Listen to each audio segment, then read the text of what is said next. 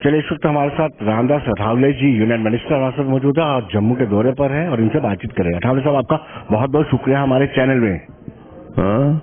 आपका बहुत बहुत शुक्रिया हमारे साथ जुड़ने के लिए। बोलिए बोलिए। मैं ये जानना चाहता हूँ कि आपने कहा कि आपकी पार्टी जो है वो कहीं ना कहीं भीमराव अंबेडकर के सिद्धांतों पर चलती है और यूनियन गवर्नमेंट पर ये बार बार आरोप लग रहा है विपक्ष कि ये कॉन्स्टिट्यूशन चेंज करना चाहते हैं, आरक्षण खत्म करना चाहते हैं। आपकी बड़ी रिस्पॉन्सिबिलिटी बन जाती है। मुझे लगता है कि जिस तरह आपने सवाल किया है कि अपोजिशन तो इसी तरह की फिजूल बातें करते रहता है, झूठी बातें करते रहता है, लेकिन कॉन्स्टिट्यूशन किसी के बाप का बाप भी आएगा तो बदल नहीं सकता है। कोई भी आएगा तो SC ST OBC को दिया हुआ आरक्षण कोई निकाल नहीं सकता है। लेकिन लोकसभा में जरूर इस पर राहुल गांधी और इंडिया आघाड़ी के लोगों ने बहुत बड़ा आघात किया, बहुत बड़ा प्रचार किया और उसका नुकसान भी हमको हुआ।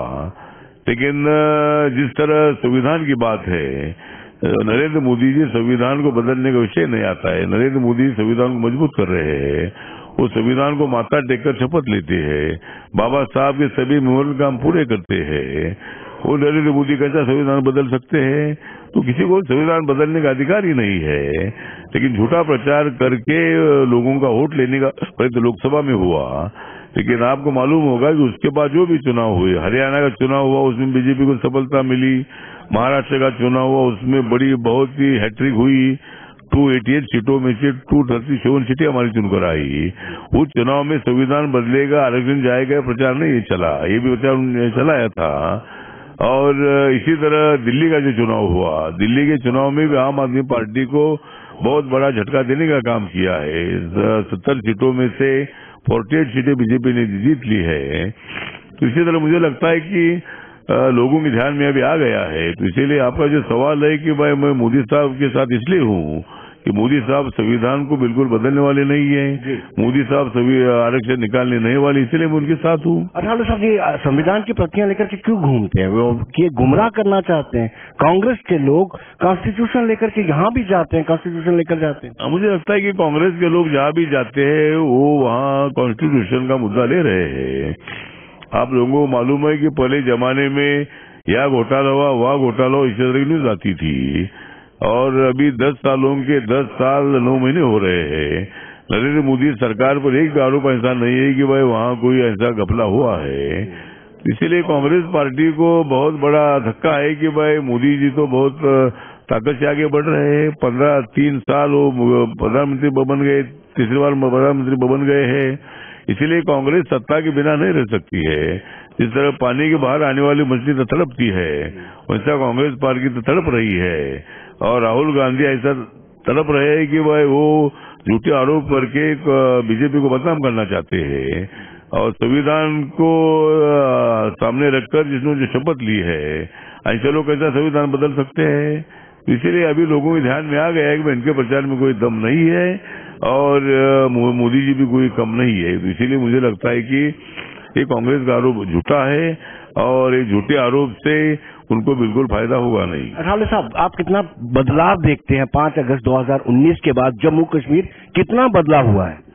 हाँ, तो मुझे लगता है कि भाई 2019 के बाद जम्मू कश्मीर में बदल रहा है। कितना बदला, एकदम तो बदलेगा नहीं, लेकिन उनको बदलने की हमारी भूमिका है। यहाँ छोटे मोटे उद्योग, बड़े उद्योग लाने की हमारी योजना है।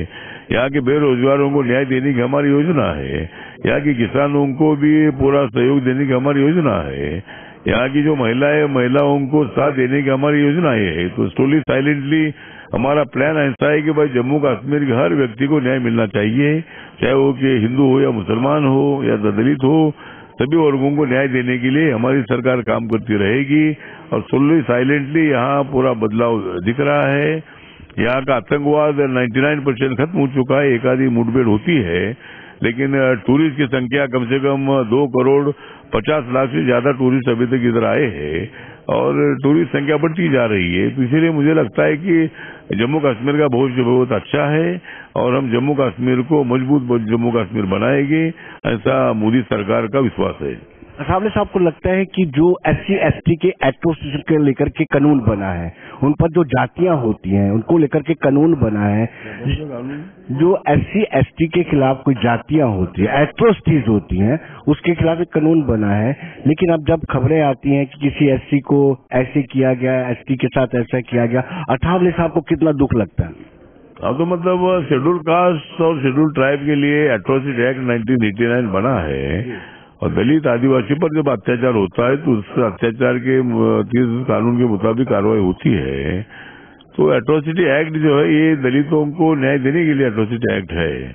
अभी जम्मू के आंकड़े है कि कम से कम 7-8 सालों में खाली 90 केसेस है, मतलब एक साल में 7-8 केसेस है। तो यहाँ कोई जम्मू में ज्यादा एट्रोसिटी केसेस नहीं है, लेकिन 7 सालों में खाली 90 केसेस है। इसी तरह का रिपोर्ट आज मुझे दिया है।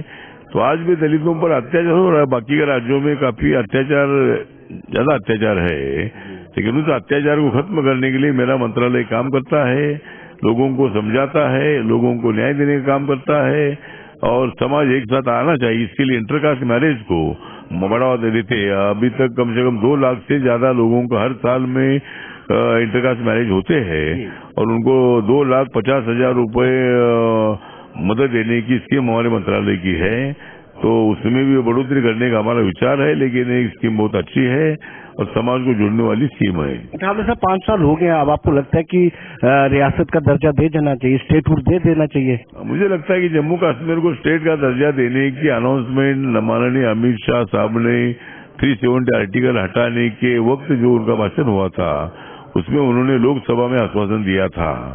अभी जब यहाँ केंद्र शासित प्रदेश जम्मू कश्मीर को बनाया, तो अभी तो विधानसभा का चुनाव हुआ है, और जरूर हमारी सरकार या जल्द से जल्द यहाँ जो जम्मू कश्मीर को स्टेट का दर्जा है, इस दर्जा देने का निर्णय लेगी, ऐसा मुझे पूरा विश्वास है। मैं सरकार में हूँ, मैं उसके लिए जरूर प्रयत्न करूंगा। आखिरी छोटा सा सवाल, जम्मू कश्मीर के परिप्रेक्ष्य में जम्मू कश्मीर के बुजुर्गों को पेंशन नहीं मिल रही है, उनकी कोई वेरिफिकेशन चल रही है 3 सालों से।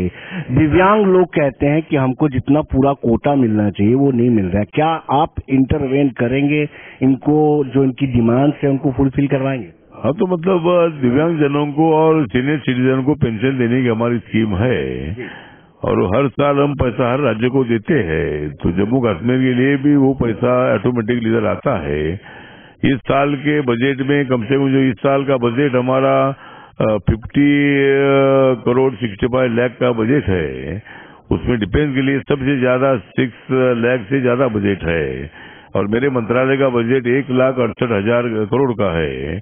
तो जम्मू कश्मीर को कम से कम इस साल में 42,000 करोड़ से ज्यादा पैसा हमने मतलब हमारे बजट में है। तो उसमें मुझे लगता है कि सीनियर सिटीजन के लिए जो पेंशन अगर मिल रही है, लेकिन अगर पैसा नहीं मिला होगा, जरूर मैं अभी दिल्ली जाने के बाद मैं मंत्रालय को आदेश दे दूंगा। दिव्यांग जनों के लिए भी जो पेंशन मिलती है, उस पेंशन का पैसा अगर रुका होगा, जरूर वो पैसा भेजने के लिए मैं बोल दूंगा, और सभी जम्मू कश्मीर के दिव्यांगजन और सीनियर सिटीजन को उनकी पेंशन मिलेगी, ऐसा मैं विश्वास दिलाना चाहता हूँ।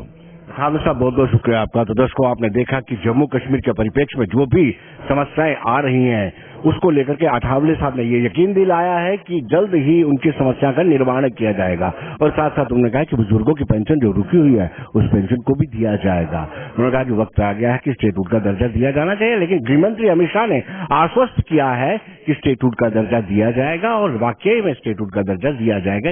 ये सारी चीजें अठावले साहब ने बोली है, और रामदास अठावले जम्मू कश्मीर के दौरे पर थे। इस दौरे के दौरान उन्होंने उनसे बातचीत की। तो दोस्तों, आप बने रहिए देश दुनिया की खबरों के लिए, और मुझे दीजिए इजाजत। नमस्कार।